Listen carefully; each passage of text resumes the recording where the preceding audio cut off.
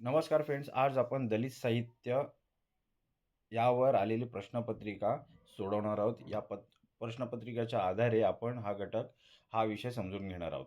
गत वर्षाची ही प्रश्नपत्रिका आहे. तर पहिला प्रश्न आहे, डॉक्टर बाबासाहेब आंबेडकर पूर्व दलित चळवळीचे स्वरूप स्पष्ट करा. डॉक्टर बाबासाहेब आंबेडकरांच्या उदयापूर्वीही महाराष्ट्रात अनिष्ट प्रथांविरुद्ध आणि शोषणाविरुद्ध आवाज उठवला गेला होता. याचे स्वरूप प्रामुख्याने खालीलप्रमाणे आहेत. महात्मा ज्योतिराव फुले यांचा प्रभाव. सत्यशोधक समाजाच्या माध्यमातून फुलेंनी शूद्र आणि अतिशूद्रांच्या गुलामगिरीवर प्रहार केला. त्यांनी गुलामगिरी सारख्या ग्रंथातून शोषणाची मांडणी केली, जी दलित चळवळीची पायाभरणी ठरली. पुढे गोपाळबाबा वलंकर यांचं कार्य. गोपाळबाबा वळवणकर यांनी विटाळ विध्वंसन विध्वंसन या साहित्यातून अस्पृश्यतेचे खंडन केले. त्यांनी लष्करातील निवृत्त सैनिकांना संघटित करून अन्यायाविरुद्ध अर्ज विनंत्या करण्याचे मार्ग अवलंबले. तसेच त्यांनी दलित दलित तरुणांना सैन्यामध्ये भरती करण्यासाठी इंग्रजांपुढे अर्ज केलेले दिसून येतात. शिवराम जानबा कांबळे यांनी पुण्यात मुरळी वाघ्या प्रथेविरुद्ध अस्पृश्यांच्या शिक्षणासाठी मोठे कार्य केले. त्यांनी सोमवंशीय मित्र या पत्राद्वारे जनजागृती केली. शिवराम कांबळे यांचं काय, जानबा कांबळे यांचं काय कार्य, त्यांनी पुण्यात मुरळी वाघ्या प्रथेविरुद्ध आणि अस्पृश्यांच्या शिक्षणासाठी मोठे कार्य केले. त्यांनी सोमवंशीय मित्र नावाचं पत्राद्वारे जनजागृती केली. किसन फागुजी बनसोडे विदर्भातील दलित चळवळीचे हे महत्त्वाचे केंद्र होते. त्यांनी चोखा मेळा सुधारणा मंडळाच्या माध्यमातून धार्मिक आणि सामाजिक सुधारण्याचा प्रयत्न केला. स्वरूप काय, या काळातील चळवळ प्रामुख्याने सुधारणावादी होती. अस्पृश्यतेचे उच्चाटन, शिक्षण आणि धार्मिक अधिकार मिळवणे यावर भर होता. ओके. तर पुढचा प्रश्न आहे, दलित साहित्याची व्याख्या सांगून दलित साहित्याची संकल्पना स्पष्ट करा. दलित साहित्याची व्याख्या काय, दलितांनी दलितांसाठी दलितांच्या दुःखाचा आणि विद्रोहाचा जो आविष्कार केला त्याला दलित साहित्य म्हणतात. हे वाक्य बाबूराव बागल यांच्या विचारांवर आधारित आहे. तर संकल्पना काय, माणूसपणाचा शोध घेणे. दलित साहित्य हे परंपरेने नाकारलेल्या माणूसपणाचा शोध घेणारे साहित्य आहे. अनुभव प्रामाण्य या साहित्यात कल्पनेपेक्षा प्रत्यक्ष भोगलेल्या वास्तवाला म्हणजे अनुभवाला जास्त महत्त्व आहे. विद्रोह आणि नकार, प्रस्थापित समाजव्यवस्था, विषमता आणि शोषण यांचा स्पष्ट नकार आणि त्याच्या विरुद्ध विद्रोह हे या साहित्याचे मुख्य सूत्र आहे. प्रतिबद्धता, हे साहित्य केवळ मनोरंजनासाठी नसून सामाजिक परिवर्तनासाठी वचनबद्ध आहे. हे साहित्य काय फक्त मनोरंजनासाठी नसून ते सामाजिक परिवर्तनासाठी वचनबद्ध आहे.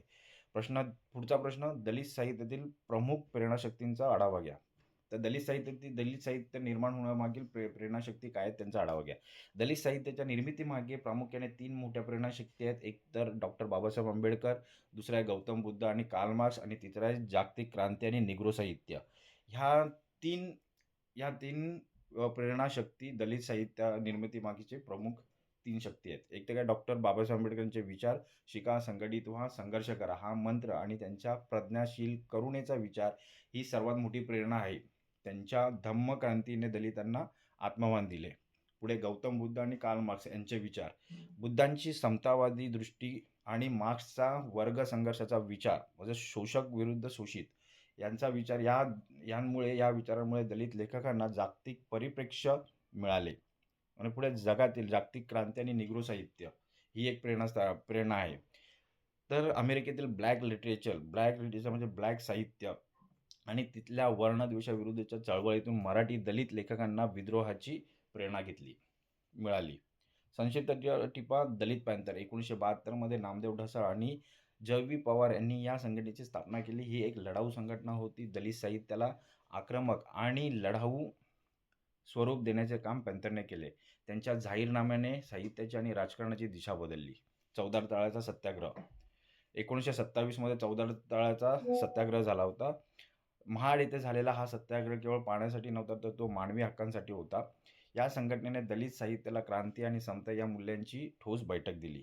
दलित स्त्रियांचे आत्मकथने, दलित स्त्रियांना दुहेरी शोषण सहन करावे लागले.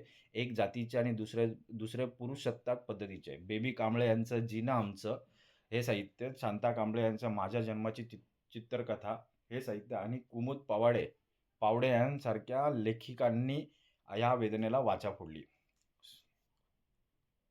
जग बदलून घावं, सुधारणांसाठी जग घालून घावं या आत्मकथनाचे वाङ्मय मूल्यमापन. अण्णाभाऊ साठे यांच्या या ओळी दलित साहित्याच्या क्रांतिकारी ऊर्जेचे प्रतीक आहेत. हे आत्मकथन केवळ एका व्यक्तीचे नसून ते श्रमिकांच्या, दलितांच्या आणि शोषितांच्या संघर्षाचे महाकाव्य ठरते. यात वास्तववादाचा प्रखर आविष्कार दिसून येतो. पुढचा प्रश्न आहे, दलित साहित्यातील सामाजिक आणि सांस्कृतिक संघर्षाचे चित्रण करा. प्रश्न काय आहे? दलित साहित्यातील सामाजिक आणि सांस्कृतिक संघर्षाचे चित्रण करा. दलित साहित्य हे मुळातच प्रस्थापित समाज व्यवस्थेविरुद्ध पुकारलेला एक संघर्ष आहे. या साहित्यातून सामाजिक आणि सांस्कृतिक संघर्षाचे पदर खालीलप्रमाणे उघडतात. जातीय विषमतेविरुद्ध संघर्ष. विषमतेविरुद्ध संघर्ष. दलित साहित्याने हजारो वर्षांच्या वर्णव्यवस्थेमुळे लादलेल्या विषमतेवर प्रहार केला. गावाबाहेर राहणे, सार्वजनिक पाणवठ्यावर बंदी असणे यांसारख्या सामाजिक शोषणांचे जिवंत चित्रण यात आढळते. सांस्कृतिक गुलामगिरीचा नकार.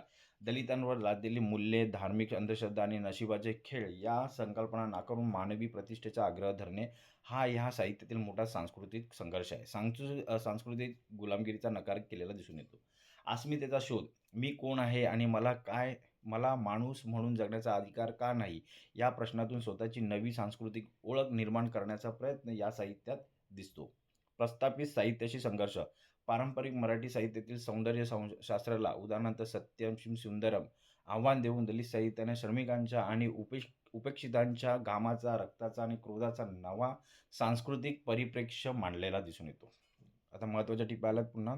दलित पॅन्थर 1972 मध्ये नामदेव ढसाळ, जी पवार, अर्जुन डांगळे आणि राजा ढाळे यांसारख्या तरुणांनी मुंबईत या लढाऊ संघटनेची स्थापना केली. साहित्यावरील प्रभाव. पॅन्थरच्या चळवळीने दलित साहित्याला आक्रमकता आणि प्रखर विरोधाचाही भाषा दिली. साहित्याला प्रभाव काय? तर पॅन्थरच्या चळवळीने दलित साहित्याला आक्रमकता आणि प्रखर विरोधाची भाषा दिली. साहित्याचा उद्देश केवळ मनोरंजन नसून तो व्यवस्थेला प्रश्न विचारण्याचा हे पॅन्थर अधोरेखित केले. जाहीरनामा. दलित पॅन्थरच्या जाहीरनाम्याने केवळ अस्पृश्य नव्हे तर सर्व शोषित, कष्टकरी आणि भूमिहीन लोकांना संघटित करण्याचे आवाहन केले, ज्यांचा प्रतिबिंब तत्कालीन कवितेत उमटले. दलित साहित्याचे सौंदर्यशास्त्र. नवा दृष्टिकोन. दलित साहित्याचे सौंदर्यशास्त्र हे पांढरपेशा साहित्यापेक्षा वेगळे आहे. यात केवळ अलंकारांना महत्त्व नसून अनुभवाच्या सच्चेपणाला अधिक महत्त्व दिलेले आहे. मूल्य काय? समता, स्वतंत्र आणि मानवी गौरव ही या सौंदर्यशास्त्राची केंद्रमूल्ये आहेत. डॉक्टर शरणकुमार लिंबाळे यांनी दलित साहित्याचे सौंदर्यशास्त्र या पुस्तकातून स्पष्ट केले की ज्या साहित्यातून मानवी मुक्तीचा मार्ग दिसतो तेच खरे सुंदर साहित्य होय. पुढची टीप आहे, दलित कवितेतील भाषेचे वेगळेपण. काय? दलित कवितेतील भाषेचे वेगळेपण. बोलीभाषेचा वापर. दलित कवितेने संस्कृत प्रचूर भाषेऐवजी स्वतःच्या लोकबोलीचा, उदाहरणार्थ वऱ्हाडी, अहिराणी, मराठवाडी इत्यादी, कोकणी इत्यादी प्रभावी भाषेचा वापर केला. आक्रमकता आणि शिवराळपणा. काय? प्रस्थापित व्यवस्थेवरील राग व्यक्त करण्यासाठी नामदेव ढसाळ यांसारख्या कवीने थेट आणि प्रसंगी शिवराळ भाषेचा वापर करून भाषेचे पावनत्व मोडीत काढले. नवे शब्दविश्व. महिला वाहने, वस्तीतील जगणे, गरिबी, भूक यांसंबंधी नवी शब्द आणि प्रतिमा दलित कवितेने मराठी साहित्यात आणल्या. कोंडवाडा कवितेतील आशयसूत्र. काय? कोंडवाडा कवितेतील आशयसूत्र. कोंडलेले जगणे. कोंडवाडामध्ये कोंडलेले जगणे. दया पवार यांच्या कोंडवाडा या संग्रहातील कविता दलित वस्तीतील गुदमरलेल्या जीवनाचे चित्रण करते. काय? अन्यायाची जाणीव. या कवितेचे मुख्य सूत्र आहे, वर्षानुवर्षे एका विशिष्ट चौकटीत कोंडवाड्यात डांबून ठेवलेल्या समाजाची अस्वस्थता मांडणे होय. विद्रोहाची ठिणगी. केवळ दुःख न मांडता त्या कोंडवाड्याच्या भिंती तोडून बाहेर पडण्याची उर्मी आणि प्रस्थापित व्यवस्थेला दिलेले आव्हान हे या कवितेचे महत्त्वाचे आशयसूत्र आहे. काय म्हटलेलं आहे कवितेचं आशयसूत्र? काय आहे कवितेचं? तर कोंडवाडा कवितेला आशयसूत्र आहे, कोंडलेले जगणे. दया पवार यांच्या कोंडवाडा या संग्रहातील कविता दलित वस्तीतील गुदमरलेल्या जीवनाचे चित्रण करते. अन्यायाची जाणीव या कवितेचे मुख्य सूत्र आहे, वर्षानुवर्ष एका विशिष्ट चौकटीत म्हणजे कोंडवाड्यात डांबून ठेवलेल्या समाजाची अस्वस्थता मांडणे होय. विद्रोहाची ठिणगी. केवळ दुःख न मांडता त्या कोंडवाड्याच्या भिंती तोडून बाहेर पडण्याची उर्मी आणि प्रस्थापित व्यवस्थेला दिलेले आव्हान हे या कवितेचे महत्त्वाचे आशयसूत्र आहे. तर मित्र, आज आपण दलित साहित्यावर आलेला जो गत वर्षाचा प्रश्नपत्रिका आहे त्या प्रश्नपत्रिकेच्या आधारे आपण दलित साहित्य हा विषय समजून घेतलेला आहे.